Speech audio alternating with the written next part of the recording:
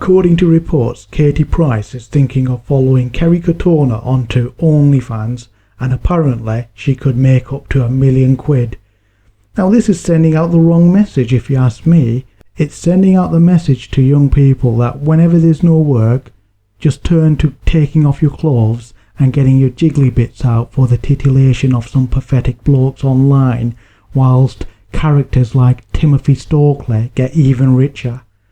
What type of harm will this trend cause young British women, both psychologically and physically? Do people care? This is bad enough, but there's also the added problem of minors using this site. The BBC found minors were selling explicit content on OnlyFans according to Evolve. Now the Ziosivnats will not touch this. They will not touch this with a barge pole. They're not going to talk about these new attacks on the nuclear family and traditionalism. This issue is off bounds when it comes to them, but they would talk about it if they thought the owners of those websites were Muslims. I really do wonder what's the religion and nationality of those who own these degenerate sites like OnlyFans. Timothy Stokely is the founder of OnlyFans. I remember talking to a Ziosivnat. Well, I'm not too sure if he was a Zio, but he was a Sivnat who had a profile picture of himself with Sargon of Akkad. I broached him on the topic of doing a demo outside a Stoke swimming pool, which was hosting at that time. It was hosting a naturist swim where single blokes and families could turn up and swim with each other in the buff all together. That would appall most parents. Most parents of young kids would be absolutely appalled by that, right? Rightly so.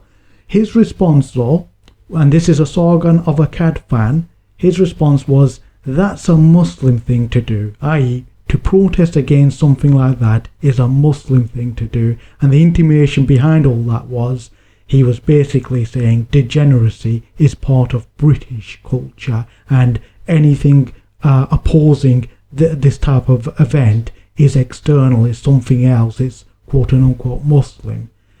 What type of message do these people who masquerade as patriots and nationalists send out to kids, to young people and to fellow Brits? These people are just liberals. They are obsessed with Islam. That's all it is. They're just liberals who are obsessed with Islam. In reality, if it was a Muslim putting on that event in Stoke, the naturist event where single blokes could turn up in the buff and swim with families, the Ziosivnats would have protested all day long if they thought it was a Muslim organising that. And some of their more deceitful propagandists would have been making the wild-eyed case for it being a product of Islam. This just serves as another reminder why true nationalists make a point in distinguishing themselves from these liberals who are obsessed with Muslims. True nationalists uphold the nuclear family and they oppose liberal individualism. The other topic that we're going to discuss today is Femi versus Farage, which was a sideshow that the powers that be served up on morning television to set the talking point for the rest of the week. It's a tool to distract you. In the discussion between Femi the Ramona and the establishment's Nigel Farage, Mr. Femi said he and his colleagues did not ask the BBC to omit the lyrics from Rule Britannia at the proms. Mr. Johnson also waded in. He waded into the debate, pitting himself as a bulwark against the motion. It's all about appeasement and distraction. Why did the BBC choose to make this decision for this particular year at a difficult time for the Conservative government and the working class? I don't know, and it really doesn't matter, but the fact is, more people are talking about this issue now rather than those that are affecting the working class, the very real issues that are affecting the working class, which the Tory government do not want to come to the fore. Those issues are the recession, the mismanagement of COVID by Boris and his cohorts, and the rising unemployment rates.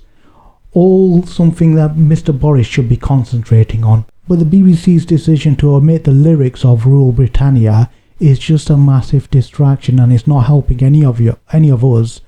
It's all a big distraction. It's exactly what Mr. Johnson wants. He does not want you to metaphorically hold his feet to the fire in talking about the issues that he and his government have contributed towards. Like we say, it's all about mass distraction, and oh yeah, you mustn't forget, don't forget, football is coming back next week too. Panem et circenses, bread and circuses.